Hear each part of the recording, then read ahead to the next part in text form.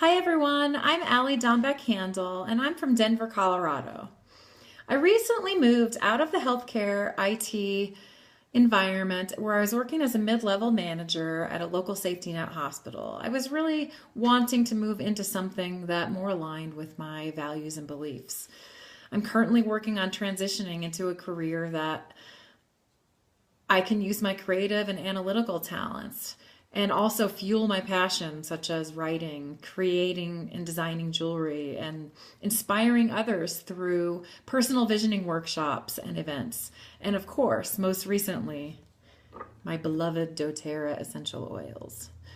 I started as a wellness advocate in February of 2016. And as I continued to expand my knowledge and my personal experience with these oils, just became more and more obsessed. I love how doTERRA stands behind their product, and I really, truly appreciate the fact that they use scientific research to back up some of their claims. Many people in my life wonder why I choose doTERRA when I tend to be more of a ma and pa shop or small business shopper.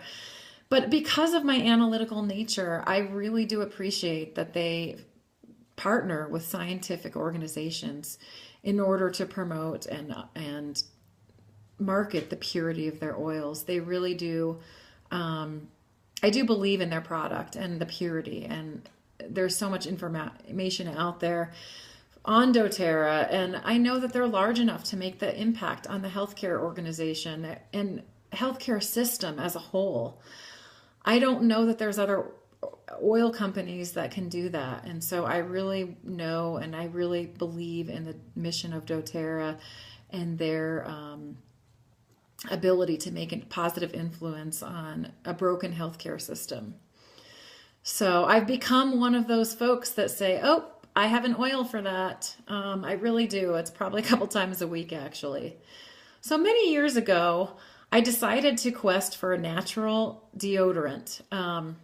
I know probably many of us have had this frustrating journey. So I tried and found one that didn't contain any aluminum or parabens, probably propene glycol, phthalates, triclosan, and artificial fragrances. My local natural grocers carried it, and I felt really good about it because I know that they are one of the strictest groceries in the nation as far as not carrying products with harmful ingredients. But one day I went in, and guess what? My beloved Rollon deodorant was gone. I was devastated. So I decided to take matters into my own hands and make my own. I tried a recipe that I found on a website called Farm Girl Inspirations, and I decided to give it a go. I've tried to use a similar scent as the one I had been using, and it was called Aloe and Almonds. So don't be afraid to try to make your own products. This one is so easy that it really only takes about 15 minutes once you have all of the ingredients in your hands. And also, these ingredients you can find on Amazon.com or in your local natural food store. Basically, for the price of all of these ingredients, you'll have enough to make years and years worth of deodorants. And then also, it's going to cost you way less money than what you would have spent on each deodorant. So not only do you feel great knowing that you're putting something safe on your skin, which is your largest organ and very absorbent, but you'll feel good knowing that you saved your family money. So here's what you'll need. I make 4 1-ounce bottles, and it's a roll-on. And you can find these bottles on Amazon.com for about $12 for a 4-pack. And these are reusable. So you can use these for years and years to come. So you're going to need a glass mixing bowl, a whisk, a funnel, some measuring spoons, measuring cups, and your roller balls. And then the ingredients are pretty simple, and they might sound strange at first. The biggest ingredient is milk of magnesia. Now, this is not the normal big name brand that you find in regular grocery stores. This is one that you find that has no harmful artificial ingredients. And you can look at that on the back, and what it should say under inactive ingredients is purified water. That's it. I found this on Amazon, and this is going to last you a really long time. It actually came in a 2-pack. You're going to use a 1/4 cup of that milk of magnesia. And what it does is the magnesium in there helps to absorb moisture. The next ingredient is a 1/4 cup of aloe vera gel. I found this huge bottle. I just keep it around the house anyway. And it doesn't have any artificial colors or dyes. You're going to use a tablespoon of aloe vera juice concentrate. And this is another one I found. It's organic. I also got that on Amazon.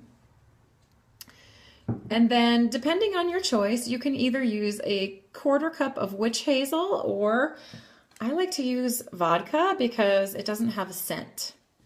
And those act as a preservative so that it lasts a long time in your refrigerator.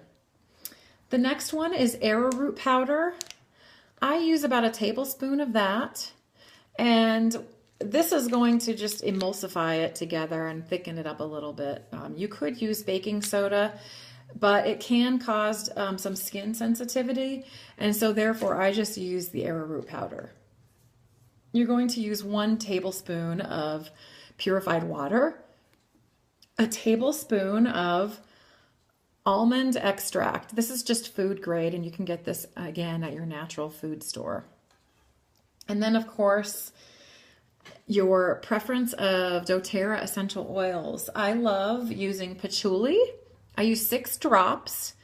It promotes smooth skin, and it also has, it promotes feelings of grounding. And so I really love that. And of course I love the scent. It's a nice calming scent.